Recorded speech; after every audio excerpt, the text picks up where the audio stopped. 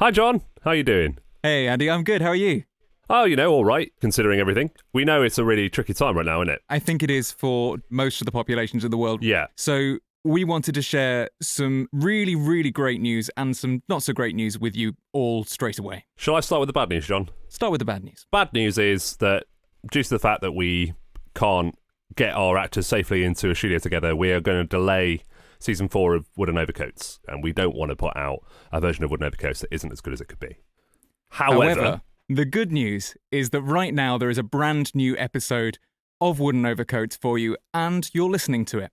We've done this in aid of the World Health Organization's COVID-19 Response Fund. If you're listening to this and you wanted to contribute to help make the world a better place right now, please head to covid19responsefund.org and give whatever you can, because we all appreciate that being out of this would be a wonderful thing for everyone. Yeah, and this is a fund that supports people at home and around the world. That's covid19responsefund.org. Please give what you can. And in the meantime, please enjoy this brand new episode of Wooden Overcoats.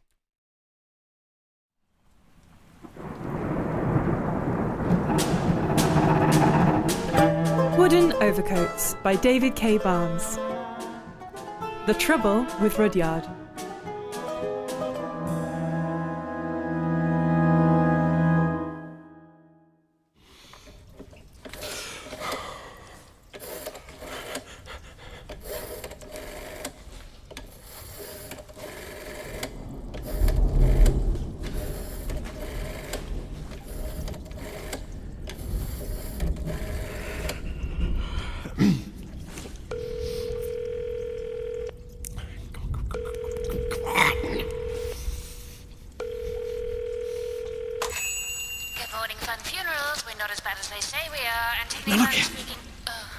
Antigone, this is incredibly important. Rudyard, where the hell have you been? We sent you out to buy the milk hours ago. Oh, who cares about milk? We've still got some left over from January.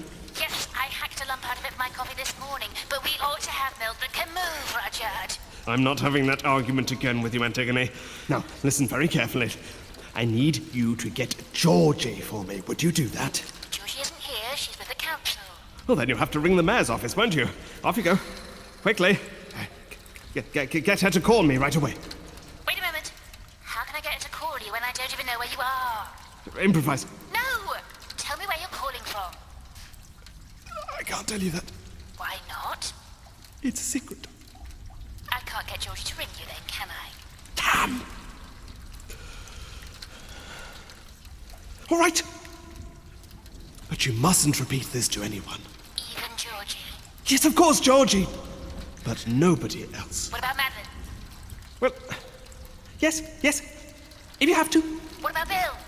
No, not Bill. Who cares about Bill? He's right here. Look, just keep it as quiet as you can. I need Georgie's help because I have fallen down a well. You've fallen down a well? Not so loud. You've fallen down a well? That was just same volume. Just shut up and listen. Yes, I have fallen down a well. You've fallen down a well? For God's sake, yes, I've fallen down a well. But if you've fallen down a well, how can you be talking to me right now? With the telephone. The well has a telephone? Yes, the well has a telephone. But why has the well got a telephone? To help people who get trapped down the well. But if you're in a well, shouldn't there be loads of water? No, if the well was full of water, then the telephone wouldn't work. Use your brain, Antigone. All right. So, you fell down a well. I was pushed. You were pushed. Well, it felt like a push, or it could have been a shove. But who would do something like that to you? Was that question rhetorical? Yes. You're right, it could have been anyone. But the question is, how is Georgie going to get me out? I don't know. I'll have to ask her. Finally, yes, do that. She's great at rescuing people from situations like this. I remember that time you fell down a mine shaft. So do I, Rudyard. I was the person it happened to. Yes, but I tell it better. Oh. Look, before I go away, you're not hurt, are you? No. Something broke my fall. I think it was a Bruno mattress. A Bruno mattress? From Bruno's sleep. No, stop! We're not going through that again! Look, just get off the phone and call Georgie. Go, go, go. Yes, right. I'm doing it. Thank you.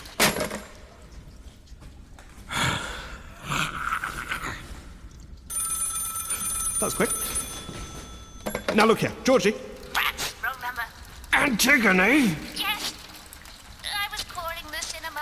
What for? So I could find out what film they're showing tonight. It's Thursday, Rudyard. It's my night. I don't believe it. Just because your day's been ruined doesn't mean mine shall be too. Antigone, will you get me out of this well?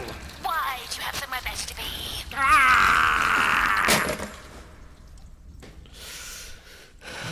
Well, she knows the answer is no.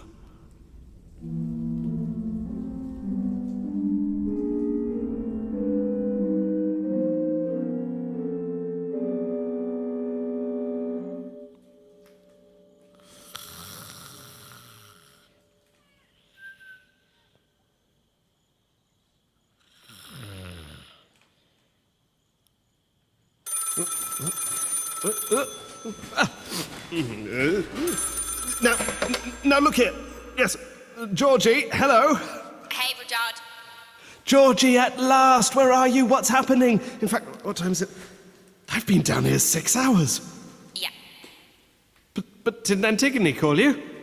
If I've been betrayed again, she won't get away with it. Sir, relax. She phoned me ages ago. I'm on it. In that case, what's the hold-up? I can't suffer this much longer. I'm getting very cold. And I'm hungry. There should be an emergency ration of biscuits under the telephone. Have a look. Yeah, found them. Oh, wagon wheels. What are you talking about? They're great. Oh, marshmallow. Mate, just eat around it. I'm trying. Oh, I'll just have to grit my teeth and bear it. You can't grit your teeth and eat at the same time. It's one or the other. Now choose. Okay, fine. At least I won't starve to death. Now, how about getting me out of here? See, here's the thing. The trouble is that while Antigone was telling me what happened to you, the council couldn't help but overhear the conversation. Right. And now they're debating. Debating? You mean the best way to rescue me? More like whether they should help you out or leave you down there. What? They can't do this to me. I mean, for what it's worth, I think they ought to help you, but I know that's a minority opinion. I should have realised. Those jackanapes. After all I've done for this village. I gave that council 11 years of my life, and now they're hanging me out to dry. But mark my words, Georgie, I will have my revenge. You've had it before. Then I'll have it again. Look, we're not beaten yet, sir. Someone's fighting your corner even as we speak. Is it you? Even I can't be in two places at the same time, sir. I bet you can. You got me? I'm actually great at being in two places at once, but right now, think of someone closer to home and across the square. And his name's Eric. You don't mean Chapman? He must have an ulterior motive. That man is always scheming. Maybe, but he has been speaking on your behalf for over an hour now. Listen. You all think I'm licked. You all think I'm licked. Well, I'm not licked. And I'm going to stay right here and fight for this lost cause. Somebody will listen to me. He sounds like he's doing terribly. Nah, he's just quoting loads of old films. Here. They may take our lives, but they'll never take our freedom! The mayor's really going for it. Lady Templar's on the fence. No, she's broken it. Outstanding. So all I can do is just sit back and do nothing. With my fate hanging in the balance. Chin up, Rudyard. I won't let you down. And look on the bright side. At least everyone's talking about you. As well they might. What's it like down there, anyway? I've never been down a well before. You could say I'm well gel. Stop punning. It's murky and wet. No, slimy. The word is slimy. Oh, brilliant. You won't go hungry then. I'm not going to eat slime. I give it a few hours, sir. Keep your options open. Oh, something's happening. Yep, Eric's nearly done. Here I stand in the light of day. Let the storm rage on. The cold never bothered me anyway. Thank you. Yep, done. Gotta run, sir. What do you think? Do they look happy? Merciful? I'll let you know. Back in a sec. Georgie, wait, you can't leave me. Georgie, I want to find out in real time. Georgie! Does nobody care about my feelings? Oh. Now look here, Georgie, what's the verdict? Oh, hey, Rudyard. What? Bill? Yeah, I just thought I'd ring up and see how you were. Oh, well, I'm fine, Bill, thank you. Oh, well, I'm glad to hear it. And how are you? Yeah, well, not too bad, thanks. Good. Good, well, thanks for calling. I really must get off the line now. Oh, no worries. Yep. Your Tanya says hi. Goodness sake, you get famous and they all want a piece of you. Okay. This had better be Georgie. Afraid not, Rudyard. Chapman. Wait, hang on a moment. Chapman!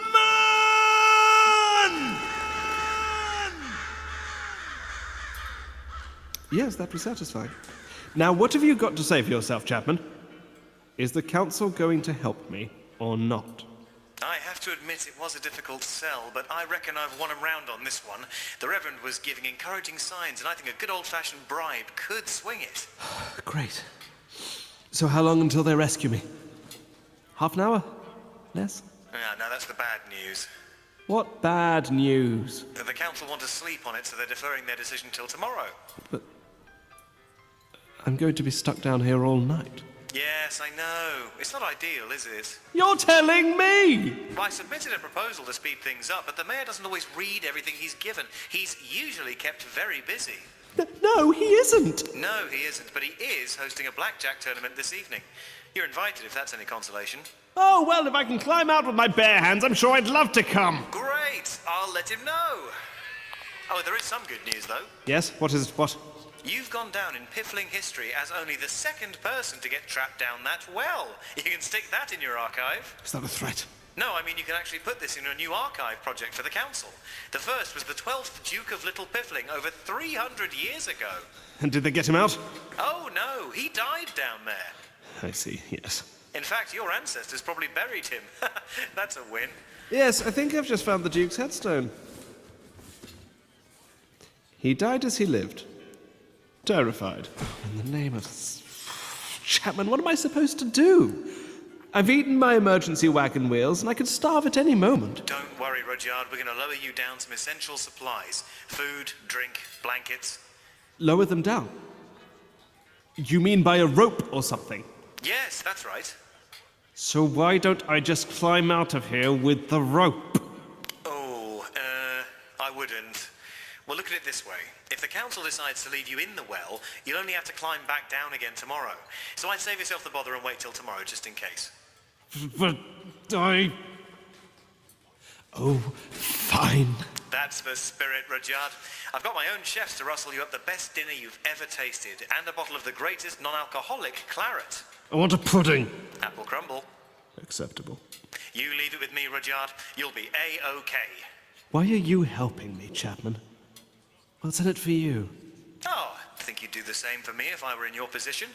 You know, if it really came to the crunch. No, I wouldn't. Oh. Well, in that case, I suppose I'm the better man. How dare you! You'll never be the better man as long as I live. You can stick your apple crumble. Fair enough. No, wait, I want it. Bon appetit, Rudyard. Enjoy yourself.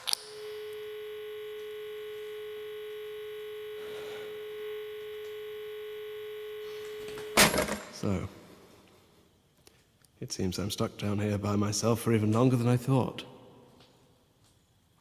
Oh, shouldn't be a problem. I can tough it out. I don't need other people. After all, they don't need me. Oh. Is that... Madeline? You came to keep me company. Oh, thank you, Madeline. We're being fed soon. A slap-up dinner. Apple crumble. Yes, shouldn't be too bad. Now look here. I'd like cutlery for 2, please. Some of it should be tiny. Rudyard? Oh, it's you. Having a good time at the cinema, are we? No. Georgie told me what was going on, and I knew I couldn't focus on the film with you left on your own like this, so I thought I'd try and watch the film with you. What? How?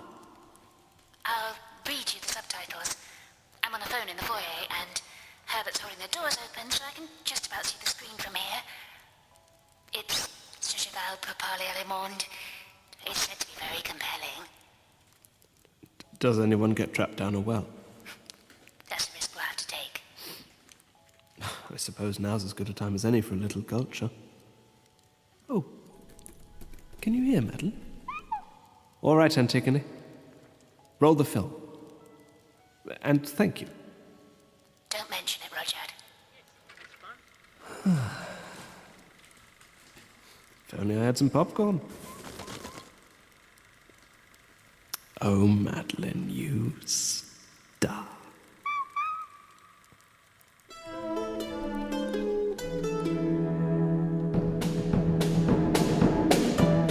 The Trouble with Rudyard was written by David K. Barnes and performed by Felix Trench as Rudyard, Beth Eyre as Antigone, Tom Crowley as Eric, and Ciara Baxendale as Georgie, with additional voices by Holly Campbell and Pip Gladwin. The music was composed by James Whittle, the business manager was Elizabeth Campbell, and the programme was directed and produced by Andy Goddard and John Wakefield.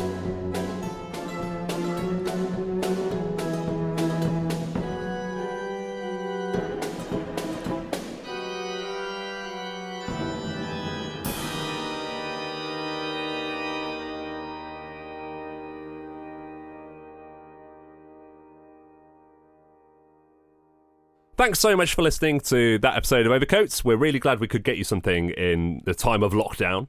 Remember, that was all in aid of the WHO COVID-19 Response Fund, and you can give to that to help people around the world and at home at covid19responsefund.org. That's covid19responsefund.org. Thank you, guys. Now, before we go, we have a few shout-outs to give for various friends of ours across the podcast industry, and the people at Multitude have sent us this to tell you about. Next Stop is a new audio sitcom from Multitude. The show explores the turbulent time of your mid to late 20s when everyone is changing around you and you worry that you might not catch up. Across its 10-episode first season, Next Stop follows 3 roommates' trials through work, relationships, friendships, and more. We watch them grow together as a unit, no matter what life throws at them. For any of us who grew up watching sitcoms, there's nothing more comforting. Next Stop is a solidly 21st century sitcom that gives audiences something to laugh at without punching down. Oh, that's true. I've been binging sitcoms so hard I think I've run out of them. Luckily, Multitude is also releasing the full budget for the show, along with a comprehensive resource on fiction podcast production, so you can learn to make your own. The first one, the one with the proposals, came out on April the 14th. Just search Next Stop in your podcast app or go to nextstopshow.com. That's nextstopshow.com. And we got one final shout out to a friend of the show who's written a brand new podcast that's just come out called Cassie and Corey. A friend called Chris Hogg. A friend called Chris Hogg who wrote Flowers for Chapman and The Social Rudyard for us wooden overcoats. Brilliant, brilliant writer. What is it? Cassie and Corey is an audio drama and a drum and bass musical about 2 kids on a scooter heading to the Brit School one night in South London. Here's a trailer. Yo, Cassie! Yo, Cassie! My name is Cassie. Cassie, wake up, come down. Hello. I'm a girl. And Corey... Oh, what's going on, Corey? Corey is, well... I've left the hospital. Oh, I can see that. my mate. Changed my mind. He's a boy. Change your mind? That's about as simple as it gets. I've got a plan. I'm going to the Brit School. I used to look at him and just get blown away by his imagination. And What, Dr. Simming gave you a mobility scooter as a leaving present, did she? I'm not walking there. I wouldn't make it. Like there was a massive floating island of ideas tied to his wrist by a string like a kid with a balloon. You nicked it! It was his idea to put that night into a drum and bass musical. I'm coming down. If you like it large, if you like your drum and bass, follow me. Come on, what are you waiting for? Cassie and Corey by Christopher Hogg. And GTA.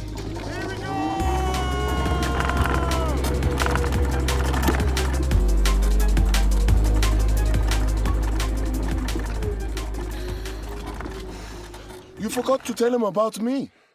You can find Cassie and Corey on all your normal podcast avenues, but you can also go to www.cassieandcorey.com. That's CASSIE and Corey is spelled COREY.com.